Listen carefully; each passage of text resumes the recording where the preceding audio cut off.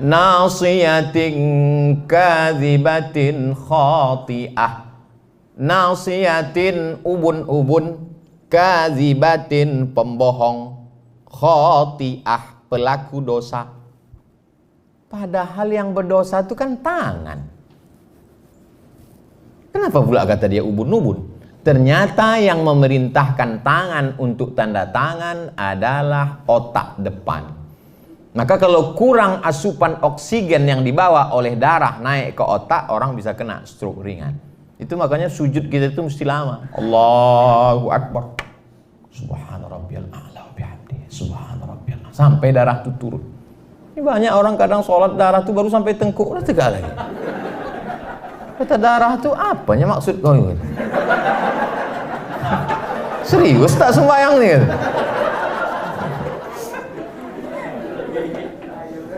Itu maka Bapak Ibu sehat-sehat, segar-segar. Padahal tugas di PTA ini berat.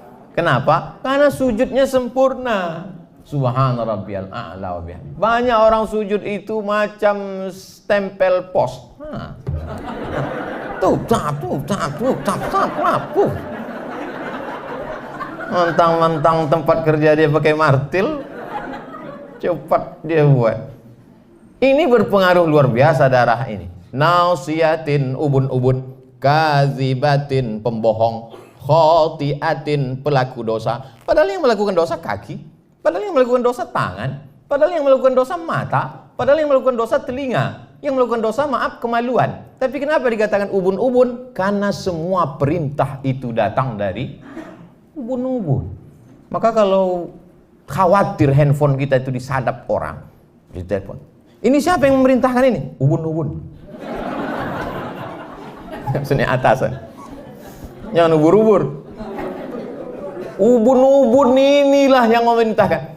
Itulah makanya ketika kita wudhu itu yang diusap kepala, ubun-ubun, ambil air. Mazhab Syafi'i, ubun-ubun. Saya kalau ceramah buka topi itu tujuannya untuk mempraktikkan langsung. Yang kedua untuk ngasih tahu saya tak gundul. Yang gundul jangan tersinggung. Tak ada niat mau menyindir. Jadi itulah makanya kepala itu diusap. Dan ternyata kata pakar otak, saya pernah didudukkan satu majelis dengan pakar otak.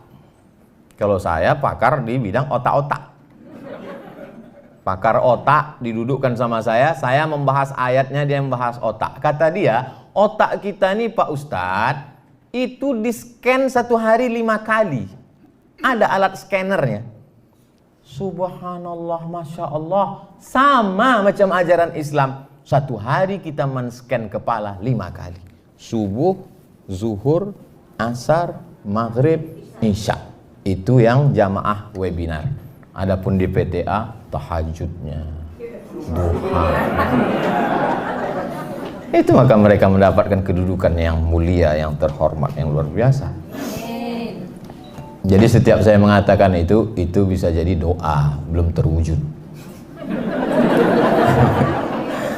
Jadi kalau saya berdoa untuk saudara saya, dikirim Allah malaikat.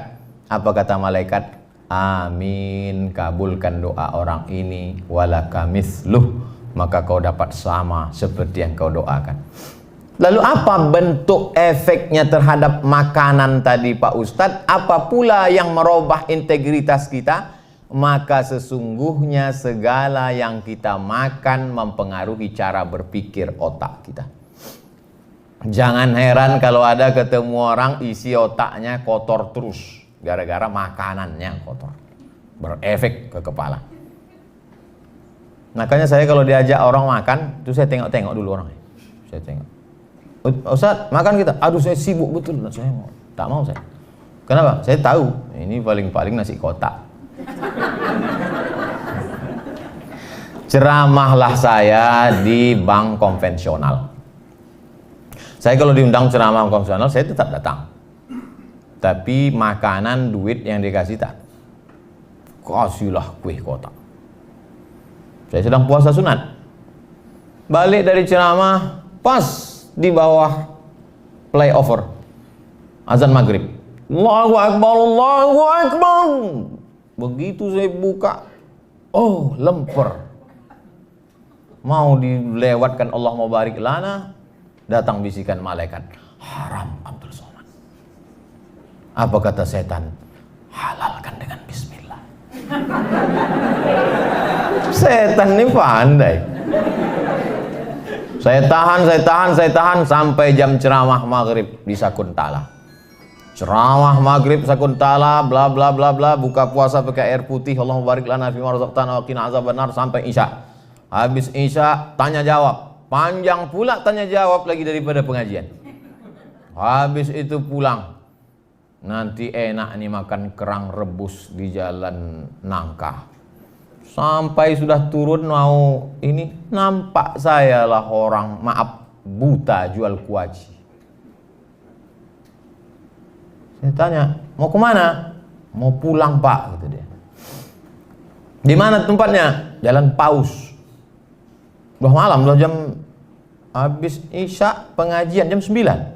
Jalan kaki ke Paus, paling tidak dia jalan 30 menit lagi. Saya tunda makan, saya bawa dia. Ayolah, saya antar ke Paus. Saya antar ke Paus, saya kasihkanlah kue kotak tadi. Ternyata jatah dia lah itu. Berarti Ustaz kasih dia makan haram? Enggak.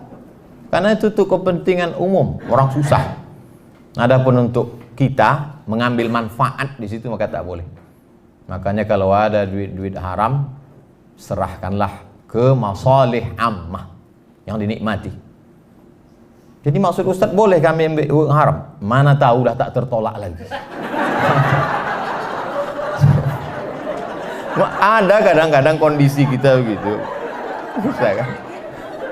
Udah kita tolak juga. Ini saya takut merusak WBK ini, kata dia. Sekali-sekali tak apa. Tak ada yang tahu. Udah payah aja, ambil lah. Ambil tapi berikan untuk masalih ammah. Untuk buat WC, fakir miskin, anak yatim, duafa. Saya bersama kawan-kawan membuat yayasan. 35 orang. Kawan saya waktu sama-sama di IAIN, saya pernah di IAIN Pak, tahun 96. Kawan-kawan saya di Al-Azhar. 35 orang kami buat yayasan. Datanglah satu waktu rapat.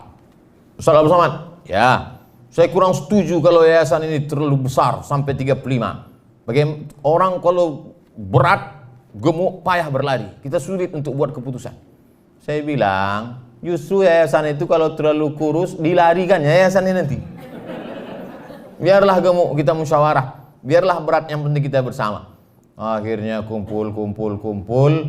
Bulan 12 kemarin kami menyalurkan santunan beras 26 ton keliling Pekanbaru. Termasuk pondok pesantren di Siak ada yang dapat 600 kilo. Pondok pesantren, anak yatim, duafa di tepi sungai Siak, tiap bulan kami salurkan. Saya khususkan saya berada di Pekanbaru hari Jumat sampai Sabtu kedua tiap bulan. Jumat khutbah Jumat, habis sholat Jumat bagi-bagi santunan, malamnya iktikaf dari jam 2, langsung muhasabah zikir dan doa, pengajian subuh, langsung tanya jawab. Supaya apa? Supaya lepas tanggung jawab di hadapan Allah. 12 kali khutbah, 12 kali iktikaf, 12 kali sholat subuh pengajian, 36 titik untuk kota Pekanbaru. Jadi tak ada alasan orang mengatakan, apa itu Abdul Somad? Ustadz terbang hinggap, lebih banyak terbang daripada hinggap. 36 titik untuk tahun 2021 dari Januari sampai Desember, itu untuk kepentingan bersama. Jadi kalau ada nanti ada komen-komen di Instagram, di YouTube, Ustaz Abdul Somad kok nggak ada pengajian di Pekanbaru? Kau tak datang. Bapak Ibu yang dimuliakan Allah Subhanahu wa taala, itu menjaga bagaimana jangan sampai nasiyatin kadzibatin khati'ah.